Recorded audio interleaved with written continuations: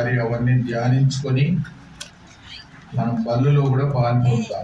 యోగ్యంగా పాల్పొందాలా, పరీక్ష చేసుకొని పాల్పొందాలా, ఏదన్నా పొరపాటు దేవుడు చూపిస్తే అది ఒప్పుకొని సరి చేసుకొని పాల్పొందాలి. అందుకే ఈరోజు బల్ల కూడా ప్రారంభిస్తున్నాం. అందుకే బల్ల పెడుతున్నాం. కానుక పెట్టె కూడా ఉంటుంది. చివరిలో ఎవరైనా కానుక వేయాలంటే వేయవచ్చు, లేకపోతే ఆదివారం వేయవచ్చు. అది మీకు వదిలిపెడతాం. కీర్తనలు 50.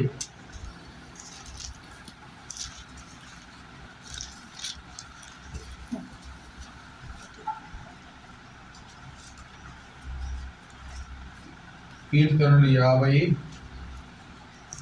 2వ వచనం. పరిపూర్ణ సౌందర్యము గల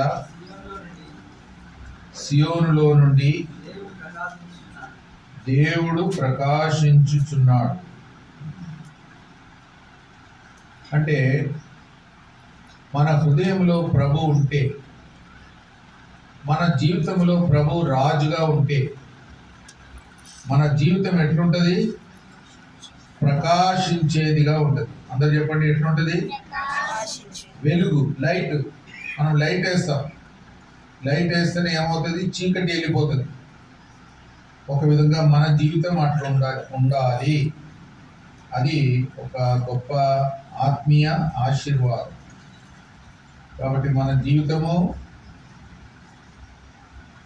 బాప్టిజం ఇచ్చే యోహాను కూడా ప్రకాశించుచున్న దీపముగా ఉండినాడు అని రాయబడి ఉంది. ఆయన గొప్ప సాక్ష్యం చెప్పాడు యేసు ప్రభు వారిని గురించి. ఏం చెప్పాడు? ఇదిగో లోక పాపమును మోసుకొని పోవు దేవుని గొర్రెపిల్ల అన్నాడు. గొప్ప సాక్ష్యం.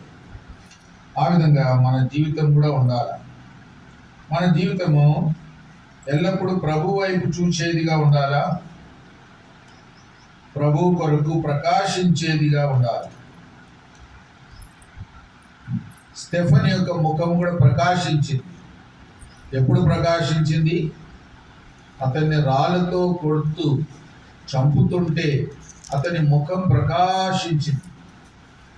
అప్పుడు అందరూ చూశారు. ప్రత్యేకంగా ఎవరు చూశారంటే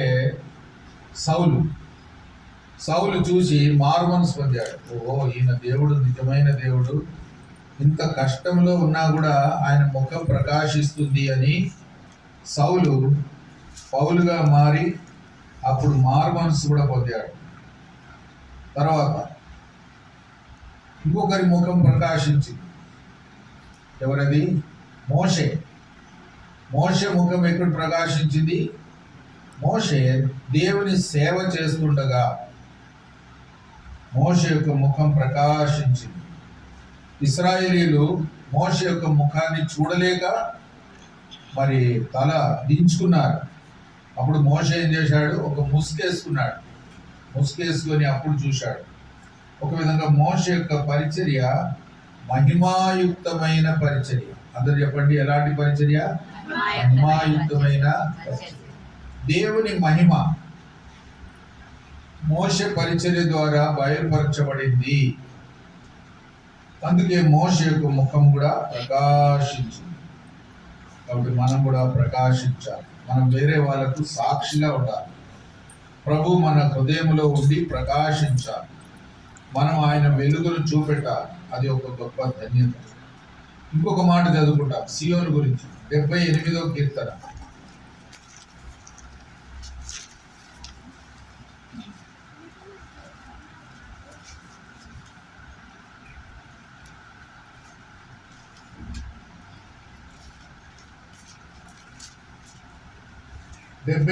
కీర్తన 68వ వచనం. యూదా గోత్రమును తాను ప్రేమించిన సియోను పర్వతమును ఆయన కోరుకొనేడు. ఆయన ప్రేమించిన సియోను పర్వతం. అందరు చెప్పండి, ప్రేమించిన సియోను పర్వతం. అంటే దేవుని ప్రేమ మన మీద ఉంది. యేసు ప్రభువుని అంగీకరించిన వారి అందరి మీద దేవుని ప్రేమ ఉంది. గొప్ప ప్రేమ, శాశ్వతమైన ప్రేమ. మన గ్రాహ్యానికి మించిన ప్రేమ.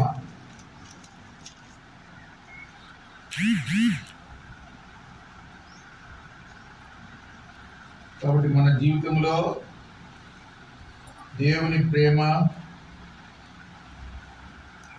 దేవుడు మనల్ని ఏర్పరచుకున్నాడు, అది కూడా ఉంది. కోరుకొనేను, ఆయన కోరుకున్నాడు. చెప్పండి, ఆయన మనలను కోరుకున్నాడు. మనం ఆయనను కోరుకోలేదు, దేవుడు మనలను కోరుకున్నాడు. మనం ఆయనను ఏర్పరచుకోలేదు, ఆయనే మనల్ని ఏర్పరచుకున్నాడు. మనలో ఏదో మంచితనం ఉందని కాదు, అది ఆయన చిత్తం. చెప్పండి, అది ఆయన చిత్తం, ఆయన ఏర్పాటు. దేవుడు మనను ఏర్పరచుకున్నాడు. దానికోసం మనం ఎంతో దీనులుగా ఉండాలి. దేవుడు మనల్ని ఏర్పరచుకున్నాడు. కాబట్టి మనం ఆయనను ఏర్పరచుకోలేదు, కానీ దేవుడే మనల్ని ఏర్పరచుకున్నాడు. తర్వాత 87వ కీర్తన.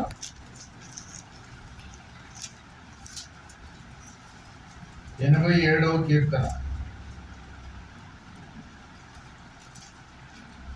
2వ వచనం.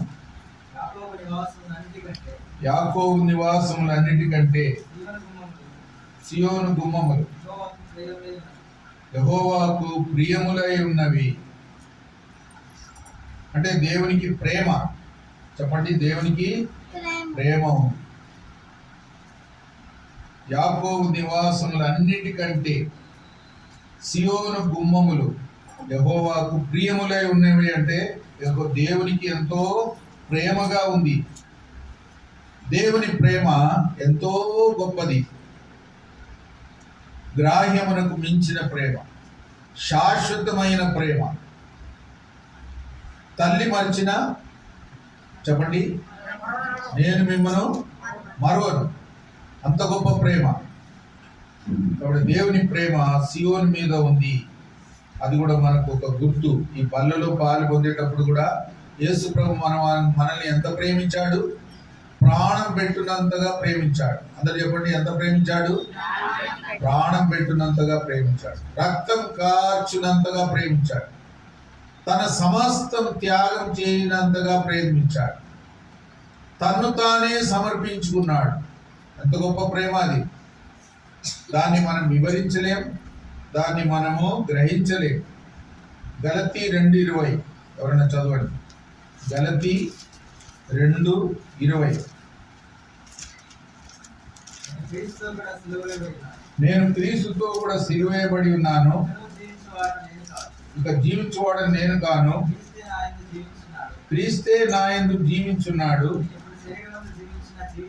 నేను ఇప్పుడు శరీరమందు జీవించున్న జీవితం నన్ను ప్రేమించి, చూడండి, నా కొరకు తను తాను అప్పగించుకొనిన దేవుని కుమారుని అందలి విశ్వాసం వలన జీవించున్నాను. నన్ను ప్రేమించి నా కొరకు తన్ను తాను అప్పగించుకొనిన, ఆ మాటలు చూడండి. తననే, తనకున్నదంతా ఇవ్వడమే కాదు, తననే మన కొరకు ఇచ్చాడు. అది ఎంత గొప్ప త్యాగం, ఎంత గొప్ప ప్రేమ. కాబట్టి సియోన్ అంటే దేవునికి ప్రేమ ఉన్న స్థలం, దేవునికి ప్రేమ ఉన్న పట్టణం, దేవునికి ప్రేమ ఉన్న ప్రజలు. అది మనకొక గొప్ప ఆధిక్యత. తర్వాత సియోను గురించి రాయబడిన మాట, ఇంకొక మాట చదువుకుంటాం. 126వ కీర్తన. 126వ కీర్తన.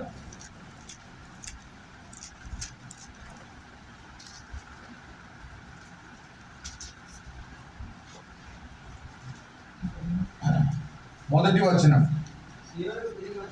సియోనుకు తిరిగి వచ్చిన వారిని యెహోవా చెరలో నుండి రప్పించినప్పుడు మనము కలగలిన వారి వలె ఉంటుంది. నోటి నిండా నవ్వు ఉండేను, ఆనందగానంతో నిండి ఉండేను. అప్పుడు యెహోవా వీరి కొరకు గొప్ప కార్యములు చేసినని అన్ని జనులు చెప్పుకొని, చాలు, గొప్ప కార్యములు చేసి ఉన్నాడు.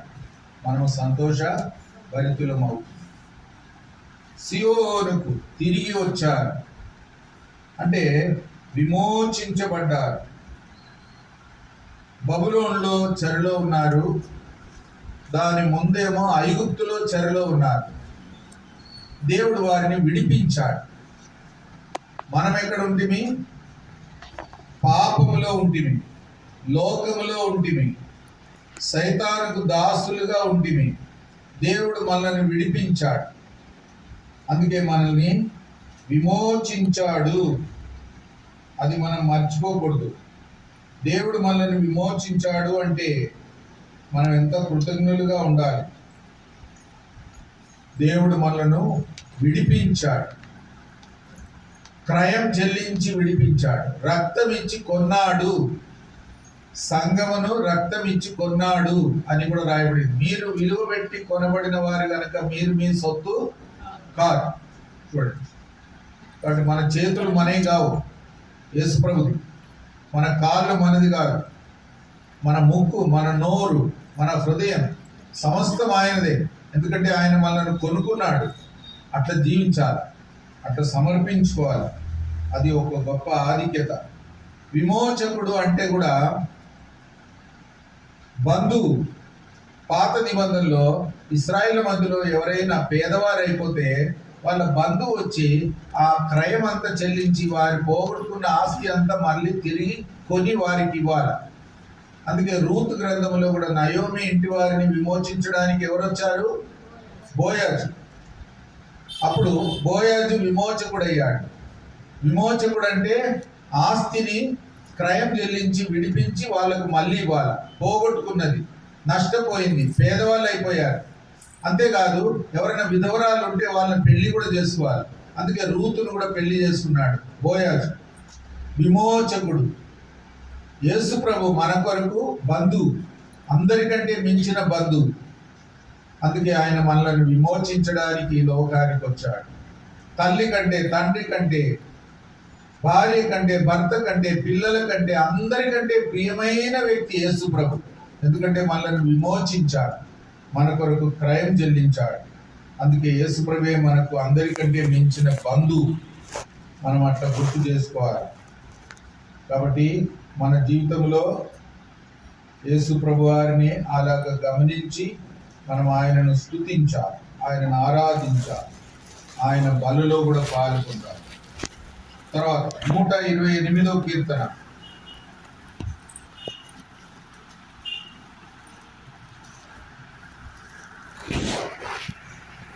నూట 128వ కీర్తన.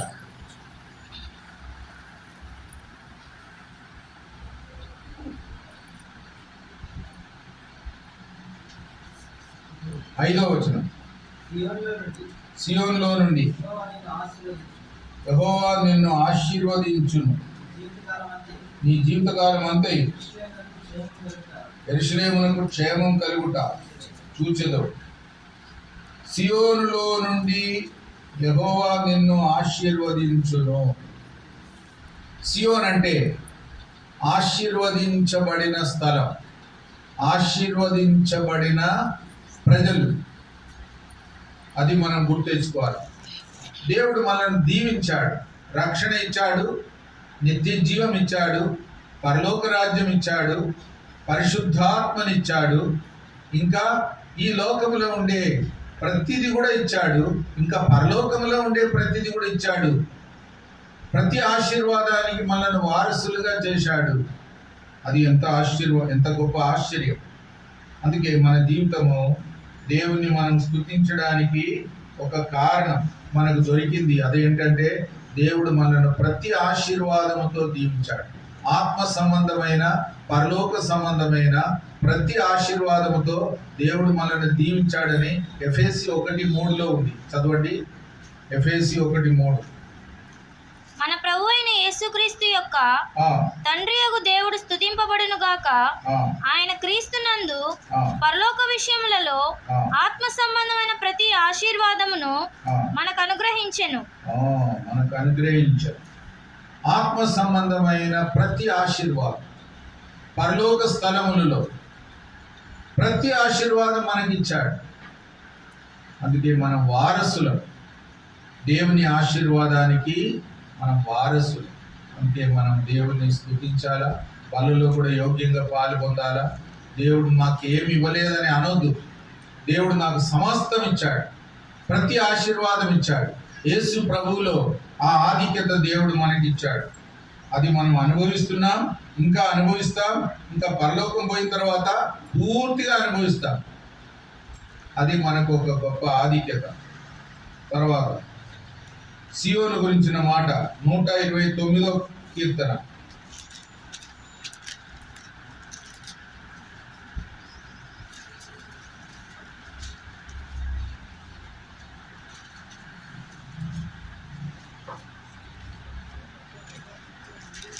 ఐదవ వచనం.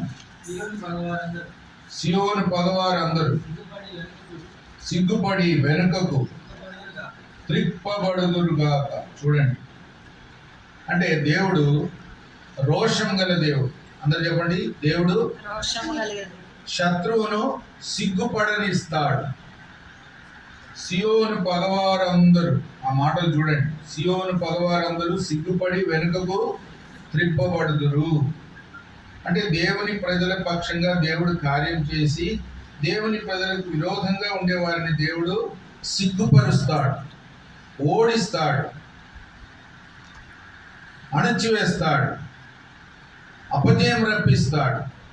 ఎందుకంటే దేవుడు రోషం గల దేవుడు. అందరూ చెప్పండి, దేవుడు రోషం గల దేవుడు. అపొస్తలుడైన పౌలు కూడా దేవునిచ్చిన ఆసక్తితో సేవ చేసినాడు. ఆ ఆసక్తితో ఫినిహాస్ కూడా ఆసక్తితో మరి ఒక వ్యక్తిని అన్యజనుల నుండి తీసుకొచ్చి భార్యను తెచ్చుకున్న వ్యక్తిని చంపేశాడు. అప్పుడు దేవుని కోపం చల్లారింది. ఫినిహాస్ ఆసక్తి, ఆ ఆసక్తి అనేది దేవుని ఆసక్తి ఇంకెంత గొప్పది. కాబట్టి మన జీవితంలో దేవుని ఆసక్తిని కూడా మనం అనుభవించి తెలుసుకోవాలి. దేవుడు ఊరుకోడు. మనకు విరోధంగా ఎవరైనా ఏదైనా కార్యం చేస్తే దేవుడు ఊరుకోడు. దేవునికి ఆసక్తి ఉంది, దేవునికి రోషం ఉంది. అపొస్తలుడైన పౌలు కూడా రోషంతో సేవ చేశాడు, ఆసక్తితో సేవ చేశాడు. అది కూడా ఒక గొప్ప మరి విషయం. 2 కొరింథీ 11:2. 2 కొరింథీ చూడండి, దేవాశక్తితో మీ ఎడల ఆసక్తి కలిగి ఉన్నాను. ఎందుకనగా పవిత్రాలైన కన్యకనుగా ఒకడే పురుషునికి అనగా క్రీస్తుకు సమర్పింపవలనని మిమ్మల్ని ప్రదానం చేసి. దేవాశక్తితో, దేవుని ఆసక్తి పౌలు హృదయములో ఉంచుకొని కొరింథీలో ఉన్న విశ్వాసుల ఎడల ఆసక్తితో సేవ చేసి మిమ్మల్ని నేను యేసు ప్రభు రాకడలో నిందారహితంగా నిలబెట్టాలి. యేసు ప్రభు రాకడలో మీరు నిందారహితులుగా నిలబడాలి, బుద్ధిగల కన్యక వలె నిలబడాలి. అప్పటి వరకు నేను ఊరుకోను, అప్పటి వరకు నేను సేవ చేస్తా, మీ ఎడల ఆసక్తి కలిగి సేవ చేస్తా, మిమ్మల్ని హెచ్చరిస్తా, మిమ్మల్ని ప్రేమిస్తా, మీ కొరకు త్యాగం చేస్తా, మీకు దేవుని వాక్యం చెప్తా, మీకు హెచ్చరిక ఇస్తా. మిమ్మల్ని యేసు ప్రభు రాకడలో యోగ్యులుగా నిలబెట్టాలి, బుద్ధిగల కన్యక వలె నిలబెట్టాలి. అప్పటి వరకు నేను ఊరుకోను. పౌలు చెప్పిన సాక్ష్యం చూడండి. కాబట్టి ఆ విధంగా మన జీవితం కూడా ఉండాలా. యేసు ప్రభు రాకడలో మనం ఎట్లుండాలా? నిందారహితులుగా ఉండాలి. అందరూ చెప్పండి, పరిపూర్ణులుగా ఉండాలి. చెప్పండి. అందుకే యూదా పత్రికలో కూడా చదువుతాం, తొట్టిల్లకుండా మిమ్మల్ని కాపాడటకును నిర్దోషులుగా తన మహిమ ఎదుట మహానందముతో నిలువబెట్టుటకు శక్తిమంతుడైన యేసుక్రీస్తు ప్రభు ద్వారా తండ్రి అయిన దేవునికి స్తుతి మహిమ ఘనత కలుగును గాక. కాబట్టి ఆ ఆసక్తి చాలా గొప్పది. పౌలు అపోస్తలునికి అలాంటి ఆసక్తి ఉంది. మనం కూడా ఆసక్తితో ఉండాలా, యేసు ప్రభు రాకడ కొరకు సిద్ధపడాలా. ఈ బల్లలో పాలు పొందేది కూడా దానికోసమే. యేసు ప్రభు రాకడ కొరకు మనం సిద్ధంగా ఉండాలి. ఇప్పుడు వస్తే నేను సిద్ధమని చెప్పాలి. అంత జాగ్రత్త ఉండాలి, అంత రోషం ఉండాలి. అప్పుడు మనం బల్లలో కూడా యోగ్యంగా పాలు పొందవచ్చు. ప్రార్థన చేస్తాం. కొన్ని నిమిషాలు మౌనంగా ఉందాం. యేసు ప్రభు రాకడలో